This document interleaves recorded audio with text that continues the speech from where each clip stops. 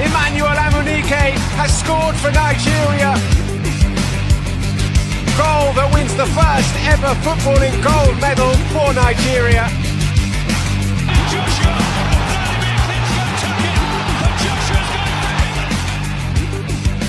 to condemn their impressive run so as to place Edo State in the continental map. Toby Amazon, look at the clock. I cannot believe it. She's done it again. 2 world records in one night. And she makes history by becoming Nigeria's first world champion. Alex Iwobi decides to go early. Chukwueze shapes the shoot, gets some spaces. Osimhen.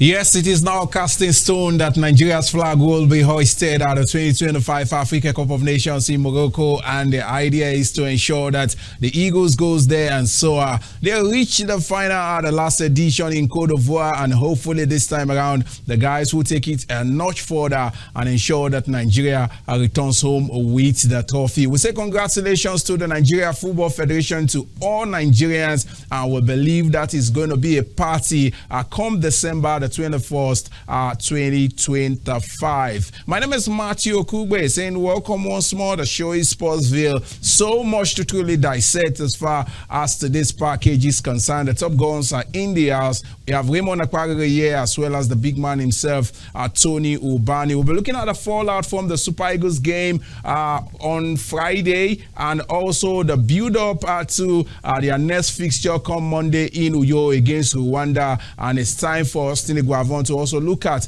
other players who really have not been given a look in under his leadership. We have this and more on today's package of the show. Not to forget, something is also happening as far as the National Sports Commission is concerned, with Bukola Olopade emergence as the Director General of the body. We'll be looking at this and more at the other side.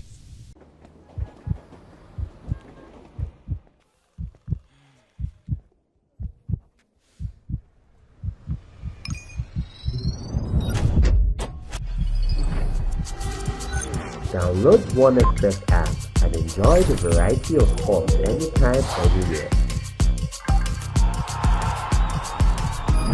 OneXpress app at the heart of the game.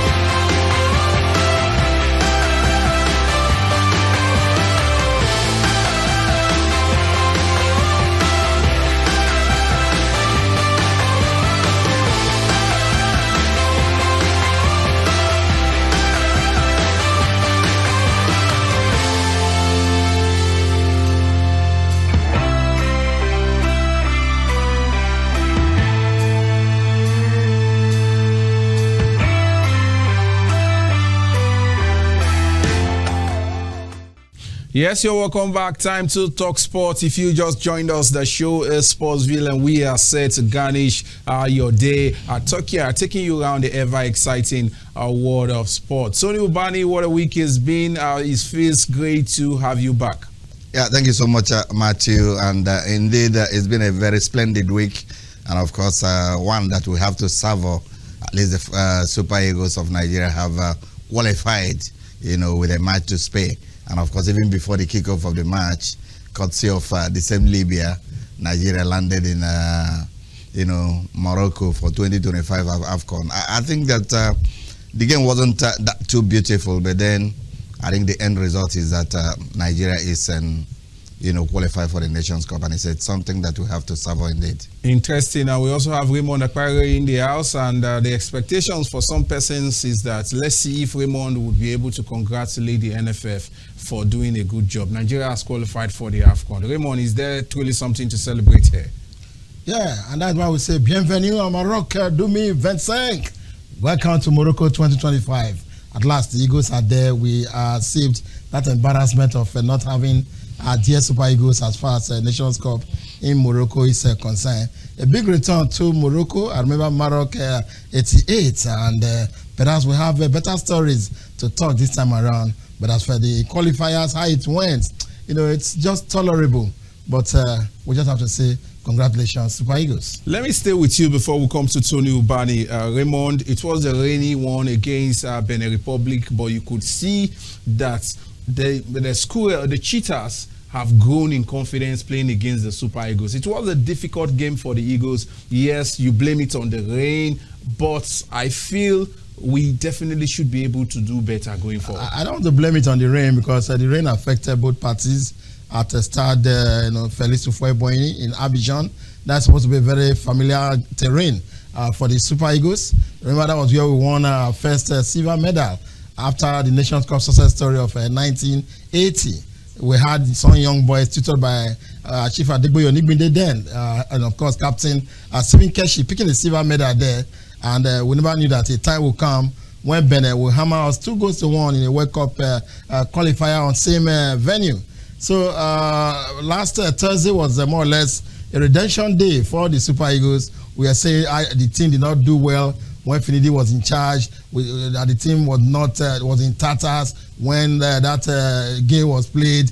Suddenly there was a Victor Osimhen this time around, William Troost-Ekong this time around, and interestingly they did well in this game. But generally, as I mentioned earlier, it's just tolerable because we shouldn't have been struggling against a Beninoise team. Benin ordinarily we should not sweat over to beat, but it has turned out to be so because some lapses here and there, some shortcomings in terms of administration, in terms of technique, and we are struggling with Benin. So congratulations, we are there in Morocco. Raymond, Tony Ubani, yes, we have sealed our ticket for the next AFCON. Yes, let's look at tomorrow's game. Let's look at Monday's game against Rwanda in Uyo. We expect to see other players who weren't given a look-in, especially in Thursday's game against Benin. Yes, indeed, Matthew.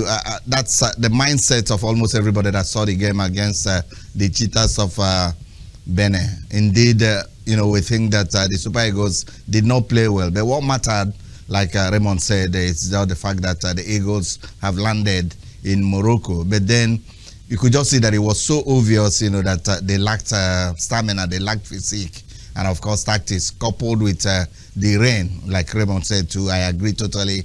Don't blame it on the rain, as they sing in that song. If you remember that song, don't blame it on the rain, because it equally affected the Cheetahs, but then they played better. And I think it's just because of the fact that players did not come to camp early. How many times did the Super Eagles train?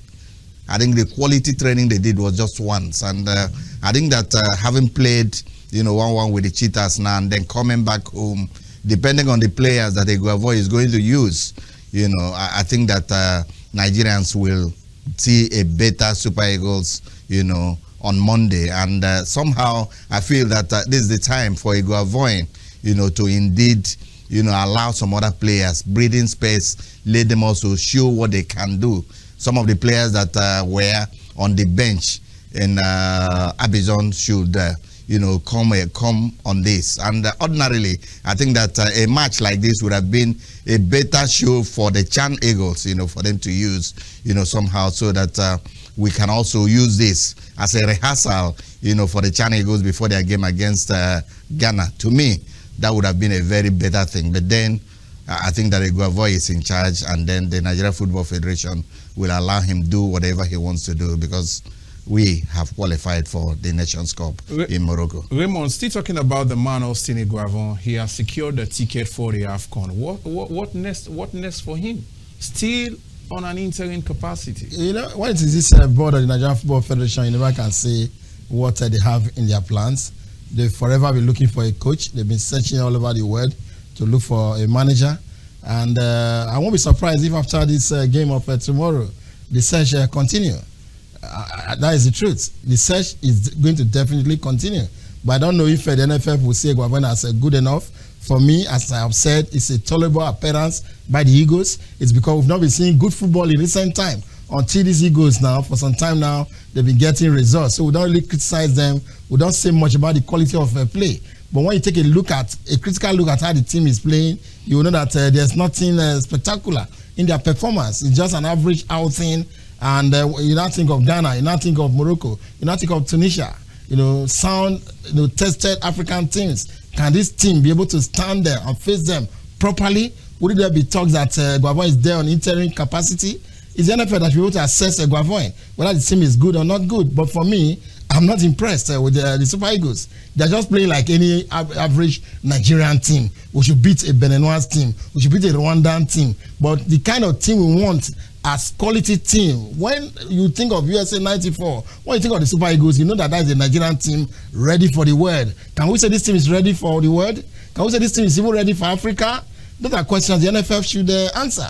Tony Ubani, Guavon brought in for a rescue mission. At least to some extent, he has been able to steady the ship. As far as the AFCON qualifiers is concerned, he has secured the ticket. What next for Guavon at this time? Some Nigerians are asking. And I think the answer is in the domain of the Nigeria Football Federation. And honestly, I think that the NFF should, by now, be putting on their thinking caps. And there is no time for delay again. All these controversies that we had in the past of, a player, a national handler, an expatriate is coming and it's not coming. I think it does not even sync with the mandate of the Tinubu administration. Almost everything now is local, and we can see it with the National Sports Commission. And I think this is the time the NFF will allow Augustine Guavon, the time, for him to handle the Super Eagles fully. If he's to handle the Super Eagles fully, let him begin so that he knows his mind will be settled. If he handles the Super Eagles, he equally, have time, for the Chan team. But this thing about the NFF keeping quiet and keeping him in suspense does not in any way, it's not in any way in line, with the expectations of so many Nigerians. I think Augustine Guavon cannot be having so many jobs as a technical director of the NFF, interim coach of the Super Eagles, and the Chan team. And I think that the young man has done well. Somehow, I've seen that even the players themselves have come to, respect him, and then they should allow him to handle the racing. But then, I think that discipline also remains.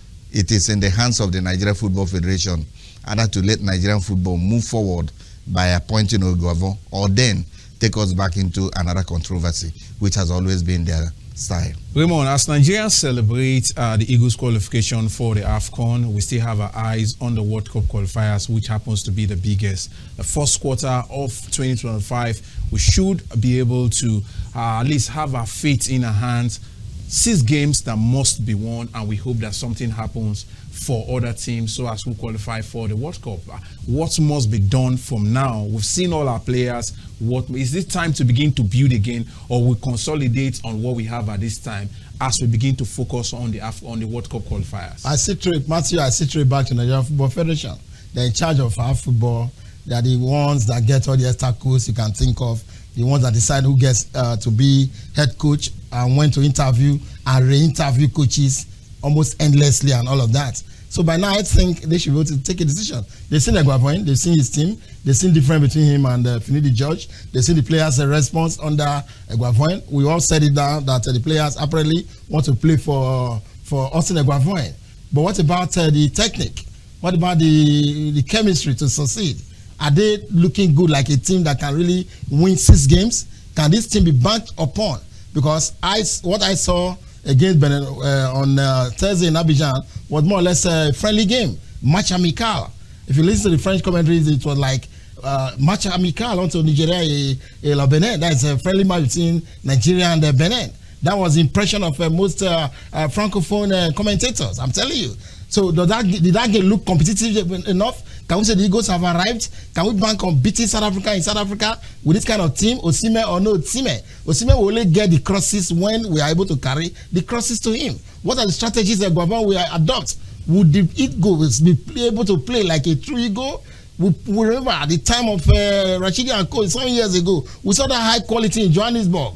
Goalless Nigeria and South Africa. Can we say this team can survive the altitude in South Africa and win 6 games? These are the questions. And only the NFF can provide the answers. I told you I don't have confidence on this board of the Nigerian Football Federation. And please, let's be having some of these matches in Lagos too. Let's play some critical matches in Lagos. Let's see how Eagles respond, because they are playing as if they go to Uyo. For most of the fans who go there, the Eagles are holiday makers. But I remember Eagles in National Stadium, Surulere, it was always a different kettle of fish. You have to be serious. You have to be seen as serious to get a Nigerian shirt, not an all-comers affair. Raymond, Tony Ubani will sign out with this. Raymond mentioned the Eagles playing in Lagos. Where in Lagos? Where would be approved by CAF in Lagos? Is it the Mobolaji Johnson Arena that seems to be like a place where all and sundry just go and have themselves like a merry-making center, or the National Stadium that has gone comatose for several years, or the Teslim Balogun Stadium that is still under repair? The pitch, as we speak, is like a place where you take horses for grazing. There are no facilities in Lagos. Matthew, you just answered the question, for me, and honestly, because I understand Raymond's, and I equally share, his passion for matches in Lagos. But absolutely, there are no facilities in Lagos that can pass, CAF test of, having a CAF sanctioned match, which is very poor result for Nigeria. And of course for Lagos, Center of Excellence. President Bola Ahmed Tinubu has appointed former Ogun State Commissioner for Sport and as well the CEO of Nilayo Sports Management Company, Bukola Olokpade, as the Director General of the National Sports Commission. Olokpade is expected to bring his worth of experience to bear as he works closely with the chairman of the sports body, Shehu Diko. We'll be looking at these and more at the other side.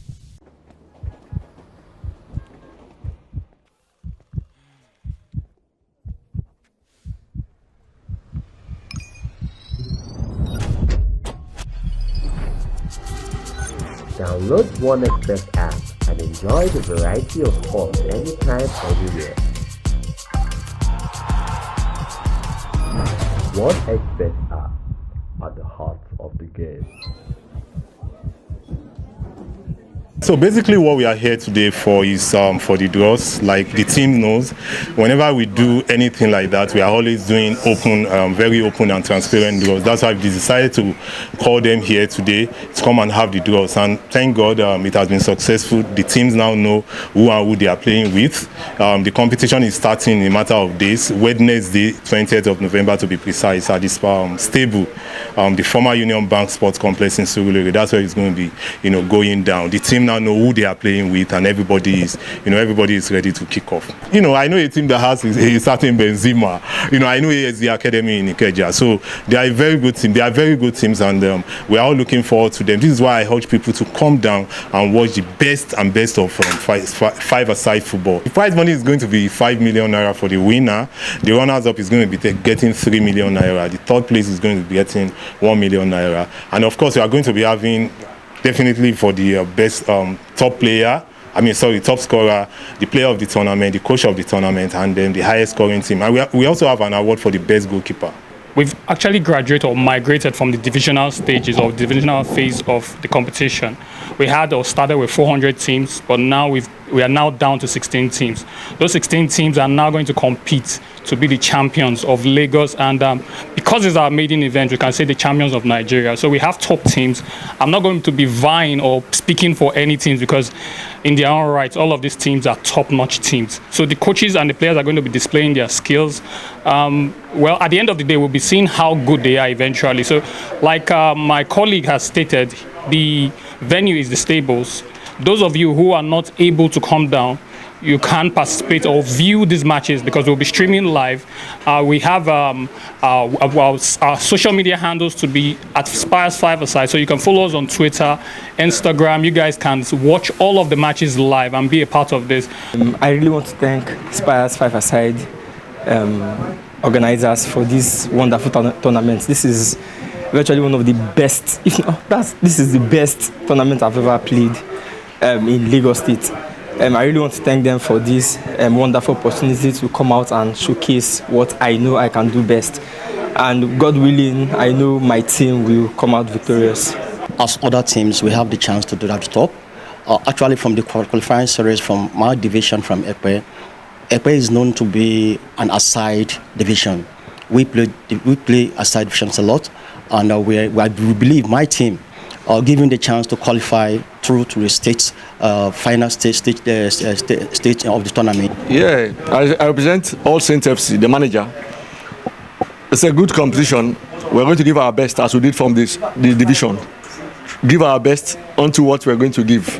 You see good football from All Saints FC. I promise everybody, you're going to see good football. Just come to the stable. You can call him the supremo of sports marketing in Nigeria, one that initiated the ever-blazing, the ever-consistent Access Bank Lagos City Marathon, as well as the Ogun State Marathon. Not to forget that is also happening in Abuja and Kaduna. Bukola Olokpade is now the Director General of the National Sports Commission. Two heads that you would respect when it comes to Nigerian sports. He would be working closely with Shehu Diko, Tony Ubani. Yeah, Matthew, from this end, we say big congratulations to Olokpade, somebody very astute, astute administrator, somebody, his ingenuity is something that nobody can fault. And of course, almost everything he's touched in sports, is always shining. And of course, I take it through when he led football. He once told me that football, there are too many people that claim knowledge of football.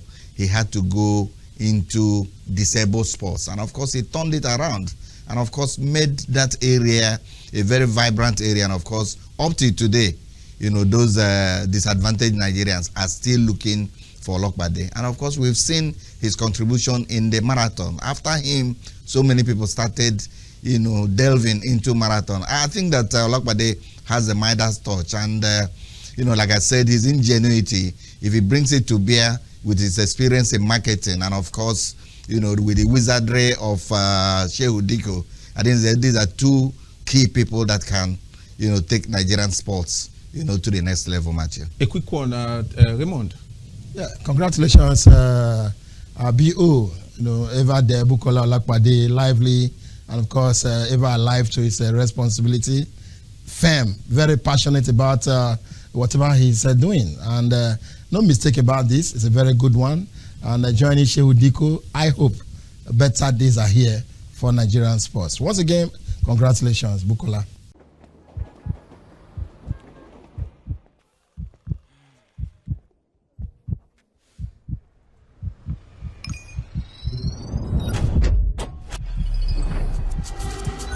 Download OneXBet app and enjoy the variety of sports anytime, anywhere. OneXBet app at the heart of the game.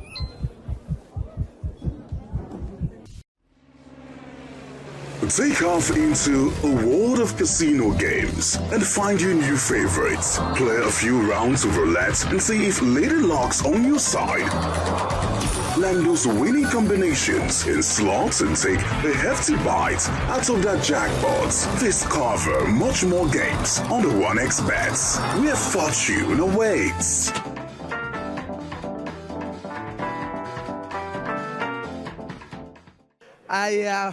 To describe how I feel is out of this world. It's like, oh, finally, it's a reality that what we've been working for the last 7-8 months has become a reality, and God has crowned our efforts with success. I'm so excited. I'm so excited because I know we're having a governor who is going to come and make everything right in Edo State. We have a governor who is empathetic, who is considerate to the wishes of his people and the feelings of his people. Well, what this event for me fundamentally brings under focal biceps and biceps is that there will be some time when everybody have to give an account of his constitutional political onus probandi. There is daytime, there is afternoon, and there is night. It just shows the ephemeralness and transientness of power. The terminus ad quo of an 8-year government has suddenly come to a terminus ad quem. So I want to recommend that all holders of political powers should learn from this and inebriate themselves, to becoming darlings of the people. So I'm happy I'm part of this incoming government. I have no doubt that the incoming governor, who started as a very humble man, will end as a very humble man and work to bring about the principle of utilitarianism, cum eudaimonism, for and on behalf of Edo people. Honestly, there couldn't be any other way with the Edo people. The stakeholders in Edo need to actually show the dedication, the support for us to bring Edo back to what Edo used to be. And this novelty match actually shown the general acceptance, the love, the unity, and the belief in our incoming governor of Edo State. With what we've seen today, the energy, the atmosphere, the readiness, it shows that everybody is ready to give him 100% support. And we are confident that the governor is going to give back the dividends of democracy to the people of Edo State. I am 100% very, very sure in what I'm saying that he will deliver. Well, I think I'm happy to be here. I'm happy to see old faces and friends and people, acquaintances that one have met before. And in this kind of occasion, it's a pleasure coming here, being invited here to come and play, so that people can see and people can be happy and have feelings of what we had in the past. No, beautiful game. And I'm happy reuniting with a lot of my old friends that I've been longing to see. So beautiful game. The tempo was good. We all enjoyed ourselves and we entertained the fans, which is the major essence of sport. And injury-free, beautiful goals. So, and I think the aim of organizing it is to usher in government and also to show that the next government is a government that is coming to unite us. Sports unite. And sport brings love. So by the grace of God, what we exhibited here today will be ushered in the new government that is coming. Well, I feel happy. It's a victory football match. So we are all here. You can see this is a show of love and a show of support. For Edo people, there is liberation. Thank you. Raymond, we're signing out. You were also in Benin in the course of the week for the Akpakomisa.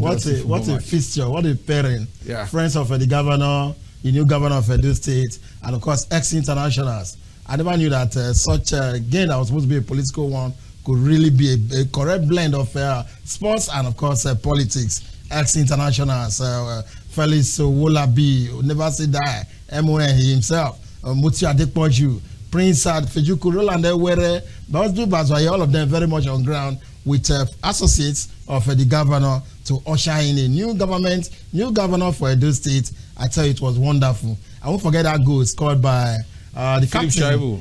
Philip Shaibu. Yeah, what is that description? Yes, it is done. Yeah. It's finished. It is finished. That is to say, indeed, they have come and better days. I hope better days are here for not just Edo Sports, but Edo State and Nigeria generally. It was a very lively atmosphere right there in Benin City. Yes, and that was the size of the show for today. We also want to say thank you to 1xBet for making the show possible. Remember, the conversation continues across all our social media platforms on your screen at this time. I remain Matthew Okugbe. We'll return next week with another loaded package. Emmanuel Amunike has scored for Nigeria. Goal that wins the first ever footballing gold medal for Nigeria.